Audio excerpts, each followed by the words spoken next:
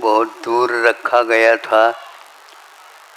समय बचाने की अपेक्षा से भी आगे का कार्यक्रम भी संपन्न हो, इस दृष्टि से इसको यहाँ पर प्रातःकालीन और दोनों वक्त के रखे गए हैं। रविवार के दिन एक विकल्प है, जैसी जनता होगी तो उसके ऊपर आधारित है। आज तत्वार सूत्र का प्रथम अध्याय संक्षेप से आपके सामने आया है। उसमें वैसे प्रत्येक सूत्र गंभीर है, लेकिन फिर भी इसमें नयों का और प्रमाणों का जो विवेचन हुआ है वह बहुत ही महत्वपूर्ण है। नए यद्यपि है, लेकिन अपने आप में वह प्रमाण नहीं है। प्रमाण का अर्थ असम्यक है ऐसा नहीं, किंतु वह समग्रता का ग्राहक नहीं है। इसलिए उसके लिए उन्होंने नए कहा है। यूँ हम इसको संक्षेप से कह सकते हैं कि नए में दृष्टि नहीं दृष्टिकोण रहता है, और प्रमाण में दृष्टि रहती है, उसमें कोई दृष्टिकोण नहीं रहता। वह समग्रता का ग्राहक है और यह आंशिक ग्राहक है, किंतु यह अंश जहाँ कहीं भी नहीं प्रमाण के द्वारा ग्रहित जिस वस्तु का हमें बोध हुआ है वह आंशिक रूप में धारण करता है। इसी प्रकार एक श्रुतज्ञान की बात आई थी। आज हमारे पास मतज्ञान और श्रुतज्ञान दो ही है सकते हैं, किंतु आगे के प्रत्यक्ष ज्ञान हमें उपलब्ध नहीं। इस मतज्ञान के बारे में जो बात कही गई है वह बहुत महत्वपूर्ण है।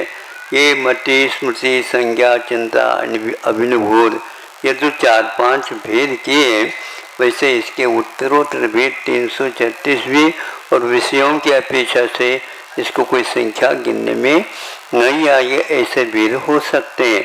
किंतु इस सूत्र के व्याख्यान के समय पर जो कहा गया है इति अनर्थांतरम, यह अर्थांतर नहीं है। और दूसरा है अर्थांतर नहीं का अर्थ क्या?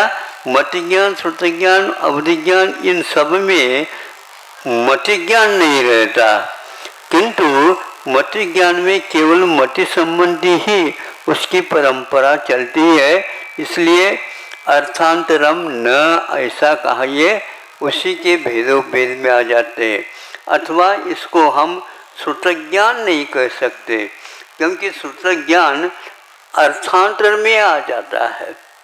अर्थांतर का अर्थ क्या? मतज्ञान का जो विषय है उसके आधार पर उसे होता तो है, लेकिन मतज्ञान का जो विषय उसमें नहीं रहता है। जैसे गीली जमीन सुबह सुबह आपने देख ली, तो वो आपने पूछा भैया गीली क्यों हो गई है? वर्षा हो गई क्या? वर्षा भी नहीं हुई। पानी छिड़का हुआ है क्या? पानी छिड़का भी नहीं हुआ है। तो और क्या हुआ है यहाँ पर? तो वह तीसरी वस्तु का बोध करा देता है। इसका नाम श्रुतज्ञान है।